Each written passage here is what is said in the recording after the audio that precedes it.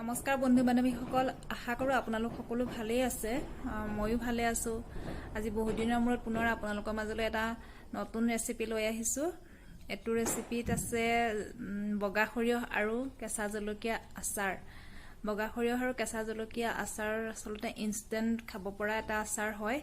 ইয়াত বেছি দিন ৰৈ থাকিব নালাগে। বনোৱাৰ 2-3 দিনলৈ অন্যান্য আচাৰবিলাক যেনেকৈ বনোৱাৰ 2-3 দিনৰ পাছতহে খাব পাৰি, জলকীয়া আৰু বগা সৰিয়হৰ আচাৰটো ঠিক তেনেকুৱা নহয়। বনোৱাৰ লগে লগে খাব পৰা হৈ যায়, খাবলৈও বহুত টেষ্টি হয়। মই ইয়াতে নেমু ৰস ব্যৱহাৰ কৰি বনাইছোঁ। আমাৰ মানে বহুত পকা নেমু আছিলে ঘৰত। পকা নেমুখিনি পকি বেয়া হৈ যাবলৈ ধৰাত মই নেমু ৰসখিনি ইউজ কৰিছোঁ, যাতে মোৰ কামটোও হৈ যাওক আৰু নেমুখিনিও নষ্ট নহওক। ইয়াত ভিনেগাৰ ব্যৱহাৰ কৰিলেও হয়, মই ভিনেগাৰ ব্যৱহাৰ নকৰি নেমু ৰসকে ইউজ কৰিছোঁ। এতিয়া আহকচোন ভিডিঅ'টো চাওঁ, আপোনালোকেও চাওক কেনে পালে আৰু মোক কমেণ্ট কৰি জনাব। সৰিয়হ আধা কেজি মই ধুই লৈছোঁ, মই জলকীয়া আৰু সৰিয়হৰ আচাৰৰ কাৰণে। তাৰপিছত তাত লগত দিবৰ কাৰণে ইয়াত আদা নহৰু লগত লৈছোঁ। এইখিনি সৰিয়হৰ লগতে পিচি দিম।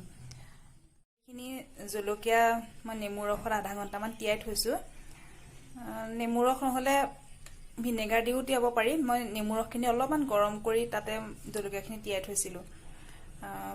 আমাৰ নেমু ঘৰতে বহুত হৈছে, সেইকাৰণে মই নেমু ৰসে ইউজ কৰিছোঁ।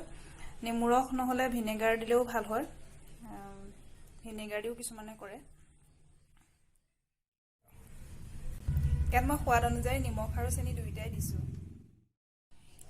এতিয়া মই জলকীয়াখিনি টুকি ল'ম। যিখিনি নেমু ৰস থাকিব সেইখিনিতে মই সৰিয়হখিনি পিচি দিম। এতিয়া কেৰাহীত অলপ তেল গৰম কৰি তাতে অকণমান হালধি দি এতিয়া এই পিচি লোৱা সৰিয়হখিনি তাতে ঢালি দি এতিয়া অলপ সময় লৰাই থাকিব লাগিব এইদৰে।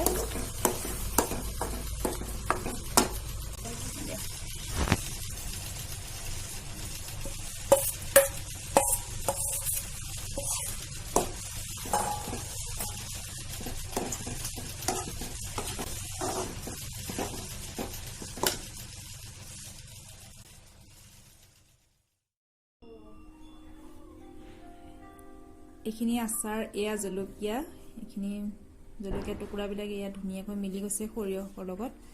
ইয়াতে তেলত ভাজি লোৱাৰ পিছত এইখিনি আচাৰ